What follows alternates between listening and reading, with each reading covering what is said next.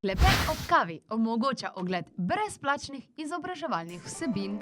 Na spletni strani klepetobkavi.si pa lahko najdete tudi aktualne novice, spletno trgovino preverjenih izdelkov, ki jih priporočajo Klepetovi strokovnjaki. Z nakupom le-teh še naprej omogočate brezplačno dostopnost izobraževalnih vsebin. Hvala!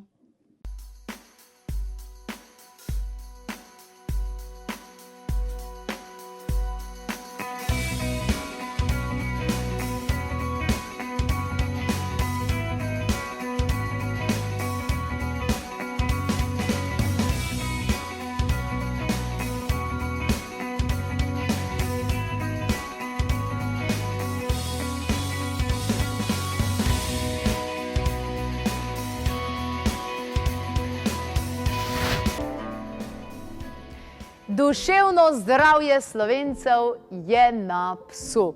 Velikokrat slišimo to pravzaprav predvsem iz ust tistih, ki imajo koga od svojcev in imajo te izzive, težko je vsekakor.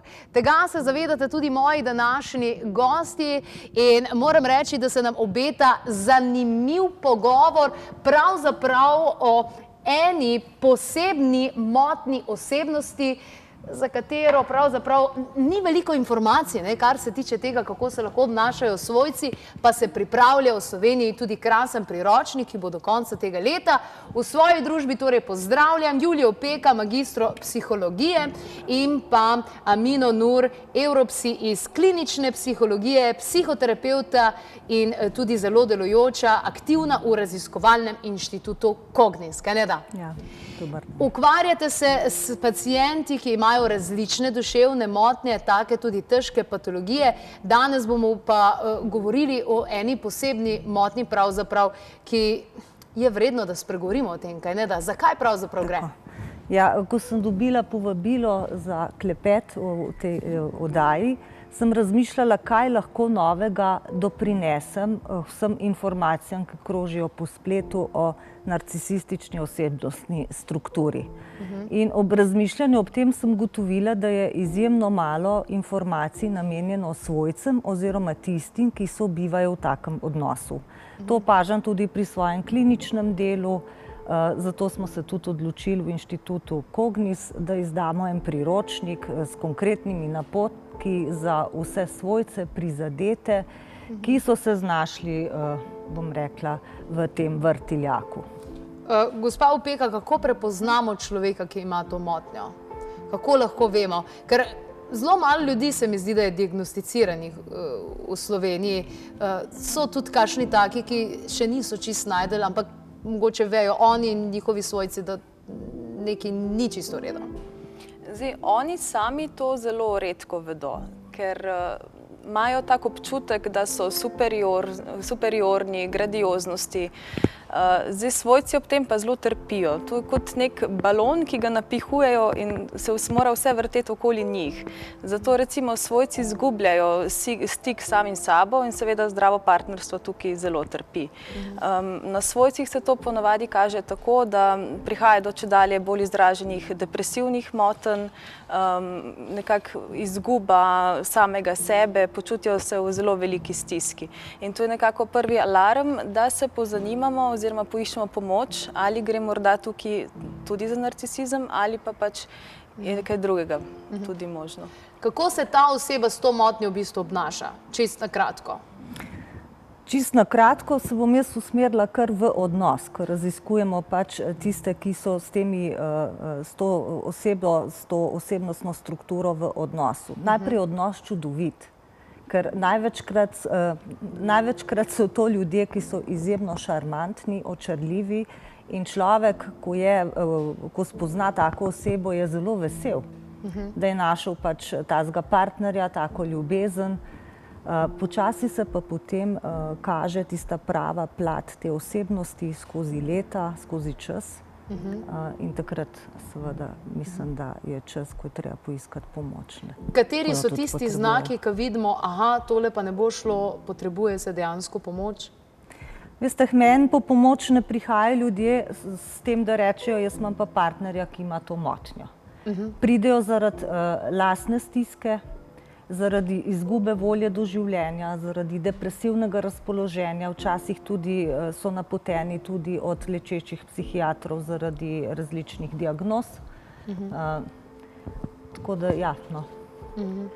Ne pridejo kar tako, pa rečejo, moj partner ima pa to diagnozo, ker te osebnostne strukture mi ne diagnosticiramo, ne. Ampak pravzaprav je naša naloga, da pomagamo samemu sebi, ne? Velikokrat se mi zdi, da taki ljudje mogoče potem se vam zdi, da čakajo, da se bo partner ali spremenil oziroma kdorkoli pač to motnjo že ima.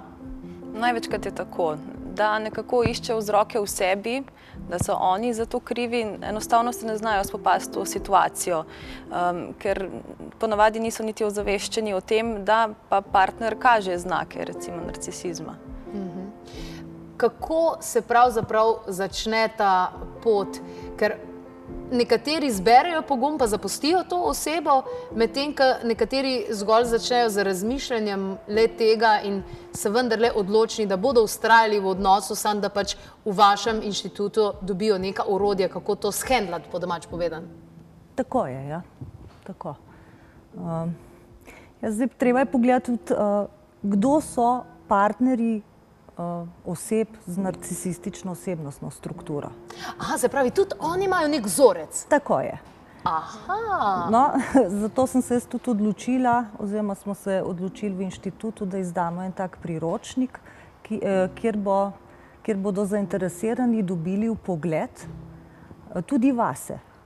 Zakaj so v odnosu s tako osebo, zakaj ne zmorejo postavljati meja. To je to, ne. Zdaj, v pičlih 20 minutah tega gostovanja je to zelo težko povedati, no. Ampak v bistvu se zelo veliko naučiš, ne? Tako je. Če sta odnos. Bi se strinjali s tem, ko vsi rečejo, partner je zmeraj naše ogledalo, se pravi, tudi mi rabimo neko ogledalo na takšen način? Seveda, mi iščemo neko dopolnitev samemu sebi. Gre tukaj, ko ljudje pridejo k vam po pomoč, da lahko ali takega partnerja zapustijo oziroma v tem tudi obstanejo, kot smo rekli. Je to zgolj pogovor ali gre za konkretne tehnike, metode, ki jih dejansko podate, pa kakšne seveda? Gre za konkretne metode in tehnike. Seveda sprva delamo z osebo, da prepozna motnjo, prepozna svoje vzorce, prepozna, zakaj potrebujete vzorce, potem pa nadaljujemo, ne. Pomembno je, da se tak človek tudi nauči in zmore čustveno distancirati od tovrstne osebe in se seveda potem sam odloča, ali bo v odnosu vztrajal ali pa ga bo zapustil. Zdaj, nam je lažje govoriti o tem, kot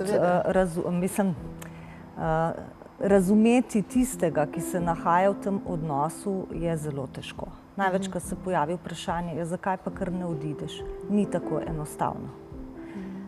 Iz odnosa, ki je vzcvetel v neki imaginarni ljubezni, se človek znajde v položaju, kjer služi. A veste, narcisistična osebnostna struktura ne zmore ljubiti. Ne zmore ljubiti? Ne zmore ljubiti. Drugi so podaljšek njega in mu služijo. To je to. To je zelo kruto rečeno, ampak je res. Se pravi, partnerja sploh ne vidijo kot samostojno bitje, temveč kot svoj podaljšek, ki je namenjen temu, da mu služi in zadovoljuje njegove potrebe. Je pa več vrst, več oblik narcisizma, tako da ne gre vse metati v en koš. Imamo tudi tiste, ki so zelo grandiozni, s temi značilnostmi, omnipotentne. Potem ženske se malce razlikujejo od moških. Veliko bi vam rada povedala v kratkem času in se bojim, da pol preveč dajte mi nekaj informacij naenkrat. A je to mogoče bolj blizu oziroma se to večkrat zgodi ženskam ali moškim? Kako imate tukaj izkušenj? Večkrat pride ženska, da ima takega moškega? V zadnjem času opažam tudi vse več moških, ki so v stiski, ki ne razumejo, zakaj so se znašli v tako težavnem odnosu. oziroma partnerja ne razumejo in pridejo pač po pomoč in nasvet. Statistično je pa več nekako moških, no, ali pa se več o njih piše. Ki ima to motnjo. Tako, statistično. Ja. Ali je smiselno, mislim, zdaj, če se jaz postavim to vlogo, recimo, da bi jaz imela takega partnerja, bi mu najprej hotela pomagati v tem smislu, da bi ga hotela pripeljati do zavedanja, pač tole ne funkcionira. Ampak glede na to, kar sem zdaj slišala, se mi zdi, da je to malo brezplodno, ha? Ponavadi je kar težk zalogaj, kaj tazga. Tudi recimo tisti, ki se pa morda odločijo za psihoterapijo in imajo sami narcisistično osebnostno motnjo, zelo malo časa vztrajajo v njej. Ponavadi ne vidijo potrebe, zakaj bi oni sploh tam mogli biti. In tukaj obstaja nek tak večji problem, kako zdaj njim pomagati, zato se rajše usmerjamo na okolico, na njihove svojce, ljudi, ki bivajo z njim, da znajo nekako handlati v bistvu z njim in preživeti v takem odnosu. A pa to motnjo pridobiš ali se z njo rodiš? Ne rodiš se z njo, gre pa v zgodnjem razvoju nekaj malce drugače. Tako da jaz bom skušala zelo plastično prikazati, da ne bom zdaj gledalce in gledalke obremenjevala s teorijami. Do skrenjenosti v razvoju, to je patologija selfa.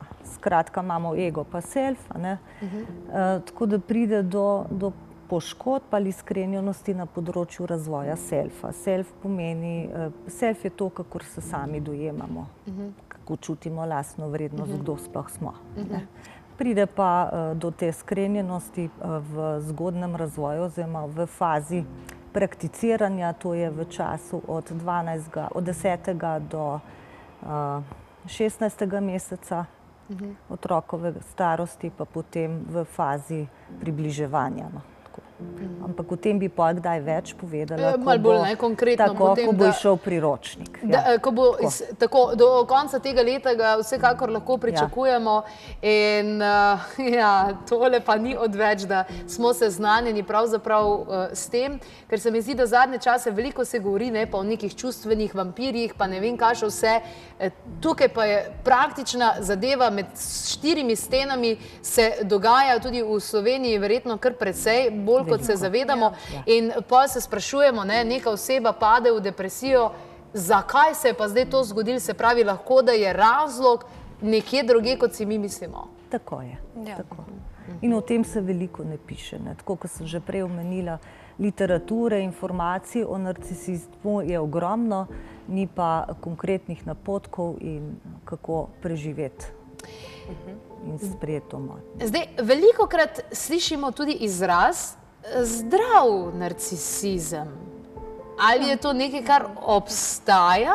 Seveda. Seveda, Kako zdaj vidimo, kje je tista meja? Zdaj vidimo tudi neko razpredelnico tukaj na vaših ekranih. Spoštovani gledalci, kaj pravzaprav to prikazuje? Zdaj, v prvi tabeli so nekako značilnosti zdravega narcisizma. Saj to je gonilo vseh nas. Vsi smo malce narcisistični, ker to potrebujemo.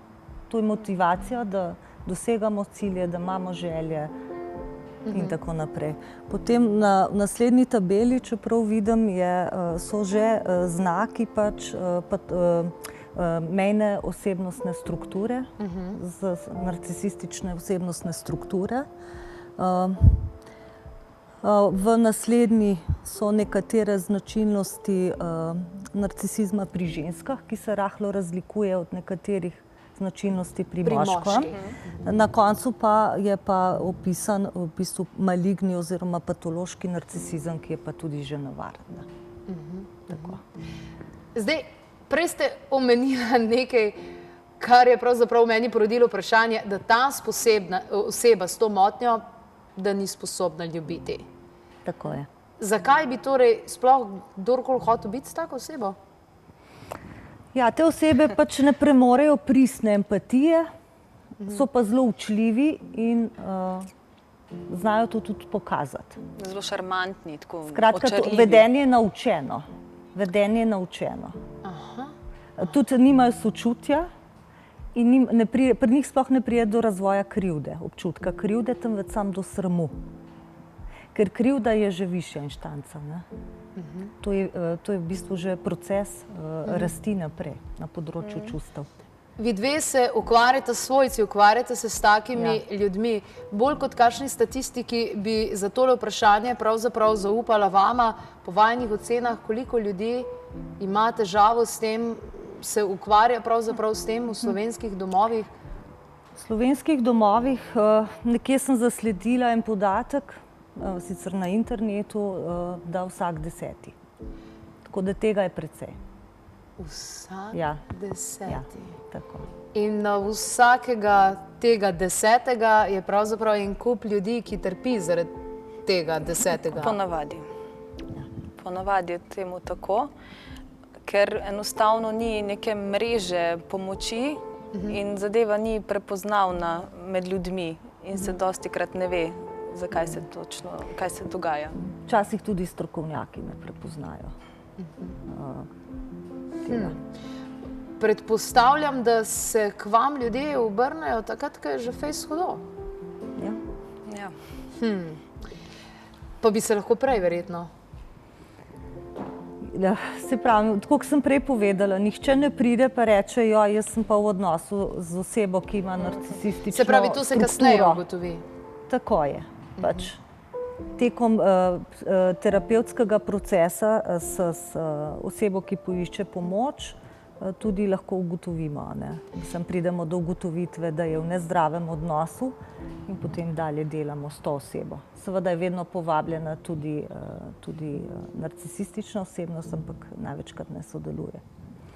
Razvili smo pa tudi eno novo metodo skupaj s sodelovanjem z enim nemškim inštitutom, imenuje se EDEN, to so čisto nove tehnike pristopa in dela s žrtvami, da se tako malce široko izrazim. No, včasih je lahko to neko tako psihično nasilje pravzaprav bolj mučno od fizičnega mučenja, če tako gledamo. Ponavadi traja leta ali pa vse skozi. Tudi okolica ponavadi si misli, da zakaj pa ne greš stran, ni enostavno to sprocesirati in se odločiti, ok, bom zaključil ta odnos. Tudi okolica, veste, ne razume, ravno zaradi te šarmantnosti in očarljivosti teh oseb. Ker zunaj zelo lepo delujejo, so uspešni. Vse izgleda perfektno. Ker oblik narcisizma je veliko, tako da zdajle sem malo omenjala te, ki so sicer zelo uspešni, tako poslovno, poklicno, na finančnem področju. Doma je pa vse kaj drugega. Zdaj imamo gledalce, tale trenutek recimo, da se je nekdo v temu prepoznal, da ima nekoga v družini, ki je tašen in zaradi tega tudi težko živi. Kaj je prvi korak, kaj je najboljše, da naredi? Kot prvo je treba prepoznati motnjo.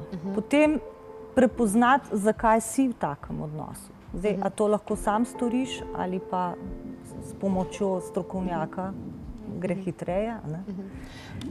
Na vašem inštitutu vsekakor lahko dobijo informacije. Sploh, ko bo išel priročnik, se mi zdi, da bo... Tudi že prej, seveda. Tudi že prej. Priročnik bo še bolj dostopen oziroma tisti, ki bo na nek način podpora in pa opora. Zanimivo, pravzaprav nisem bila seznanjena s tem, kaj vse lahko človek še doživi v življenju, sploh glede na to, da o tem ni toliko znanega, ne govori se toliko in je bistvenega pomena, da poiščeš pomoč in ugotoviš, kaj je to, ta odsev, ki ga vidiš v ogledalu, kaj to govori o tebi pravzaprav. Julija, vi pomagate ogromno tudi mladim mamicam, vsem tistim, ki se soočajo z še drugimi življenjskimi situacijami kot takšnimi.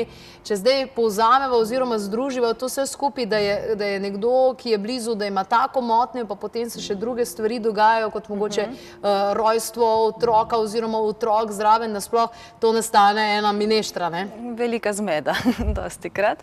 In na našem inštitutu, torej poleg oseb z narcisistično motnjo oziroma njihovih svojcev, se ukvarjamo tudi recimo z mladimi mamicami po porodu in pred porodom. Prisoten je velikokrat ta predporodni strah pa poporodne depresije. In dostikrat, kot smo videli iz prakse, se znajdejo v veliki stiski, ker slišijo recimo od babic, ja, moraš tako pa tako delati, od mam spet nekaj drugega, pol na forumih preberejo nekaj tretjega, na nekem izobraževanju izvejo spet nekaj drugega in so v stiski in se sprašujejo, ali so sploh dobre mame, ali sem slaba mama. In poskušamo jim nuditi pomoč, da najdejo in se v bistvu opolnomočijo za to, da tvorijo nek zdrav, normalen odnos s svojim otrokom in postavljajo tudi drugim meje, seveda. Najlepša hvala obema, da sta osvetlili ta izziv, s katerimi se ljudje soočajo. Hvala za vse informacije. Vi pa, spoštovani gledalci in gledalke, ja, še kakšno informacijo o tem bomo še pisali in tudi govorili na www.klepetobkavi.si. Sicer pa, če nimate dostopa do interneta, za kakšno vprašanje, mogoče tudi za kontakte, 02 6200 230 je ustrezna telefonska številka. In ko otrok zazna, da je star zraven in se ukvarja z njim, se plazi z njim po tleh in potem dobi še večjo moč. In mislim, da 2-3 terapije so tukaj maksimum in so veliko boljše te gibalne sposobnosti. Klepet ob kavi omogoča ogled brezplačnih izobraževalnih vsebin. Na spletni strani klepetobkavi.si pa lahko najdete tudi aktualne novice, spletno trgovino preverjenih izdelkov, ki jih priporočajo Klepetovi strokovnjaki. Z nakupom le-teh še naprej omogočate brezplačno dostopnost izobraževalnih vsebin. Hvala!